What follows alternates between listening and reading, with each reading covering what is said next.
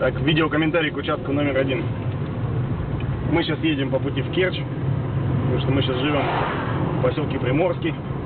Вот здесь указатель пляж Песчаная Балка. Это Керчи 78 километров. Здесь мы поворачиваем направо.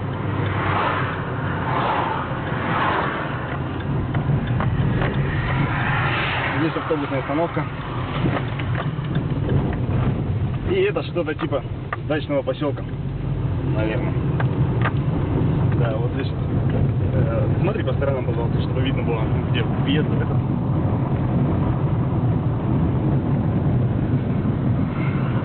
Вот видите, въезды в улицу.